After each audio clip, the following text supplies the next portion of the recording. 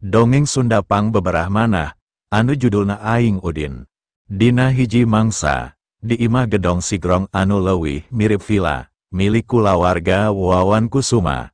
Peting harita anu masih cara angtur masih loba jelma anu keur ngumpul ngariung di ruang tengah. Katembong Rukmini diuk dina korsi panjang, bari masih ngaguk-guk leweh, dirariung ku anak, minantu jeung incu-incuna. Ni, ulah diemutan wae, aki tos tenang di alam kubur, anggur mah urang ngadoa, supados amal ibadahna ditampi ku Gusti Allah, icih ngupahan Rukmini anu jadi ninina, bari ngusapan tonggong Rukmini.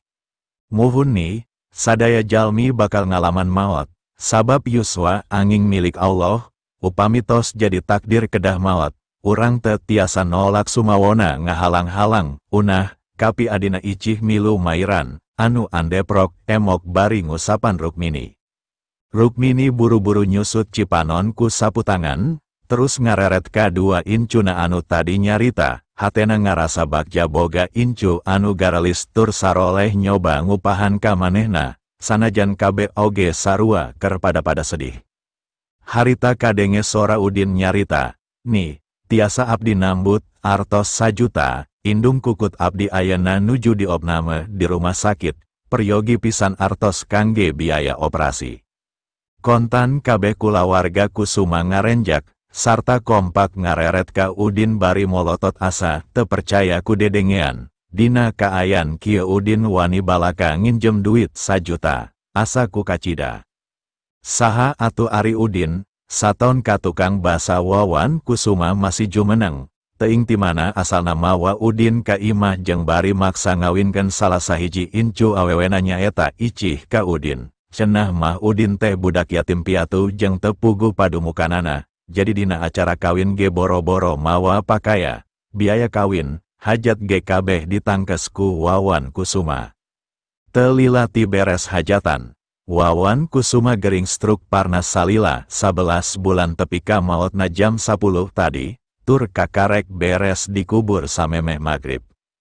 Ti saprak beres kawin tepi kaharita, ayana Udin di imah eta teu dipikaresep ku sarerea, hiji-hijina anu tara katingali beda iwal ti ici anu geus jadi pamajikan Udin, ngan Udin hare-hare, tara kasinggung sanajan pada ngahina.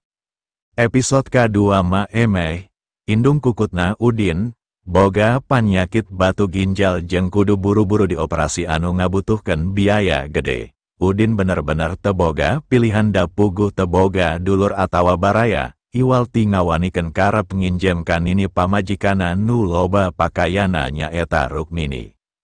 Udin teu ngarasa salah tadi nyarita kitu, sanajan apal kulawarga Kusuma keur narima kapapait, pamikirna, nu maot mah nya maot.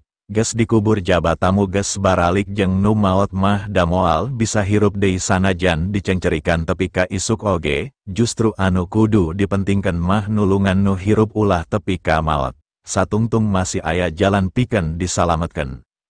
Tapi teu disangka, harita Rukmini ambek, nangtung bari ngajewang asbak dina meja tuluy dibabetkeun ka handap tepi ka asbak teh ancur. Beling mancawura ngalayah di harapan Udin anu diuksila.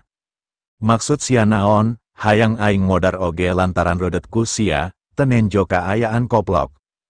Bari curugna tutunjuk kana banget Udin, icih rikat andeprok gigireun Rukmini bari tanggah muntang kana suku Rukmini, hapunten salaki abdini bari tuluy ngajak Udin sangkan indit ngajauhan tina riungan eta.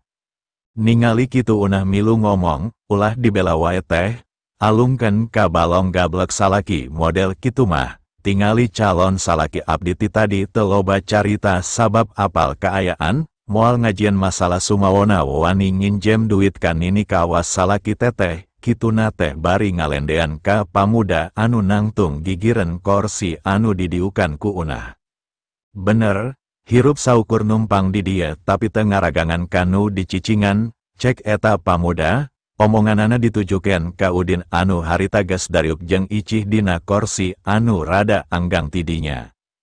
Eta pamuda ngaranna Ibro, anak cikal juragan Somat anu kawentar loba hartana. Sanajan Ibro tunangan unah, tapi dina hatena mah bogoh ka icih, matak wajar lamun omonganana rada sinis ka Udin.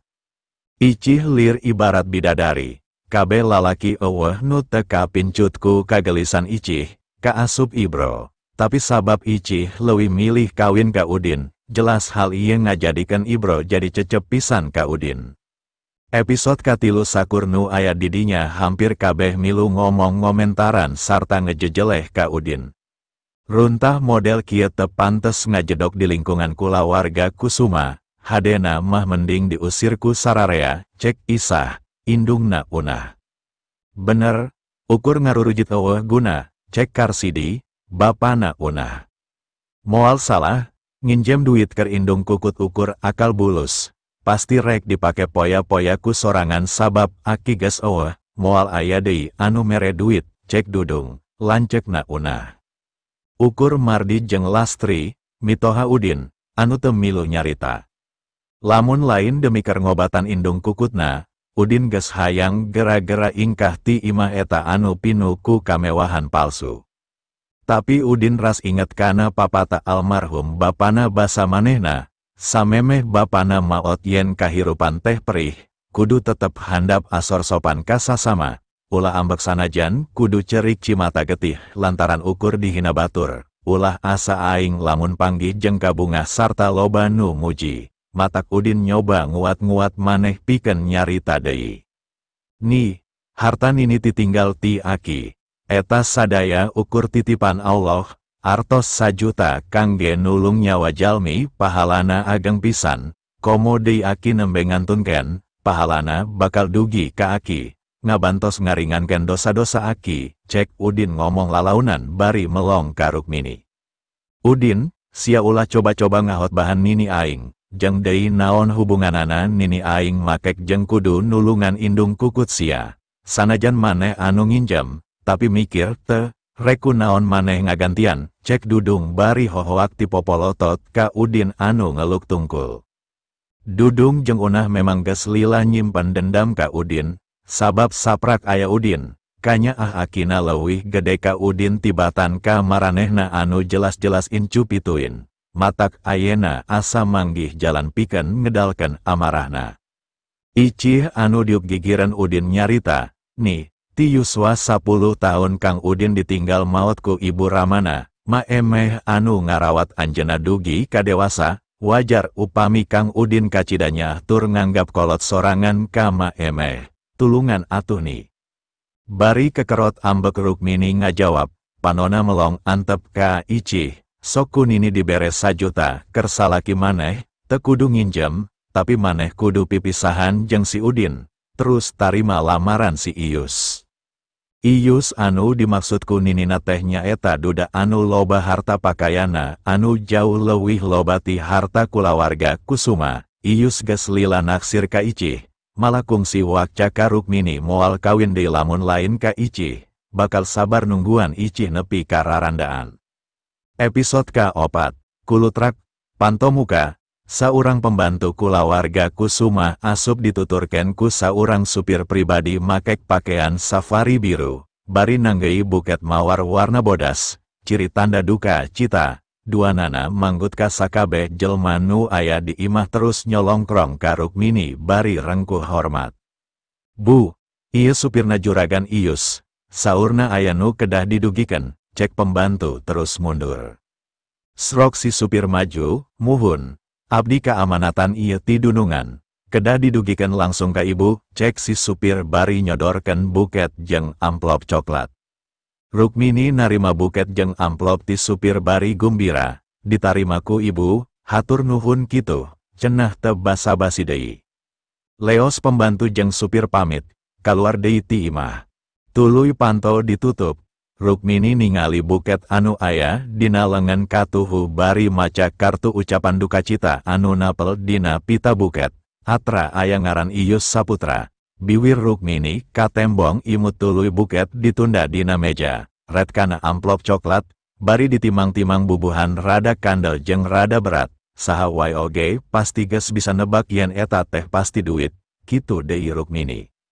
Amplop dibuka, katingali sagepok duit kertas anyar warna biru anu masih ditalian ku pita bank, 5 juta, cenah rada tarik siga nu kaceplosan bakatku atoh. Tah tingaliku maraneh, si Ius lain dulur lain baraya tapi bager kacida, telebar mere duit anu sakieu lobana, komodi engke lamun geus jadi kulawarga urang, teu kawas si Udin anu ukur jadi beban sarerea, cek Rukmini bari red ka Icih, kumaha Cih, daek kawin ka si Ius. Icih nyarita, "Ni, abdi teh kagungan caroge, moal dugi kacerei ti Kang Udin sanaos di bibitaku banda nu sakumaha wae oge. Sajabina pan ieu teh masih dina suasana berkabung, teu saenini ngabahas nu kieu, isin atuh upami kadangu ku jalmi luar ti kulawarga urang, bari ngareret ka Ibro ku juru panona, da sidik ukur Ibro anu masih kasebut batur sanajan geus tunangan jeung unah oge. Lamun kekeboga pamadegan siga kitu, kaluar ayeuna, bawa salaki maneh, aing geus teu hayang nenjo, kituna teh Rukmini nangtung bari nunjuk kana Panto. Ku omongan Rukmini kitu, Udin nangtung, hatena nyeri kacida, "Cih, akang rek ka rumah sakit, rek ningali maemeh, bari ngagedik muru Panto. Abdi ngiring Kang," cek Icih bari milu indit, episode ka-5. Ningali Udin jeung Icih ngalaleos, beungeut Rukmini beki ecei sabab amarahna beki naek, nah ukur duaan, sakalian tah gubuk kolot maraneh, montong ngajaredok di dieu. Icih kaget sabab teu nyangka ninina bakal nyarita kitu, manehna ngaran dek dina lawang Panto. Udin nu geus di luar balik deui nyamperkeun ka Icih, "Nyi, ieu geus peuting, hadena nyai tetep cicing di dieu, ulah melangka akang," cek Udin bari terus malik ngagedik indit. Ibro ngabarakatak di tukangan Icih, "Tah, hade keneh kitu siah, jik mantok sing jauh jadi galandangan, tah ku aing dibekelan 10.000 keur meuli sangu, bisi sia kalaparan," kituna teh bari ngalungkeun duit 10.000 nu geus dipintel-pintel samemehna kana tonggong Udin.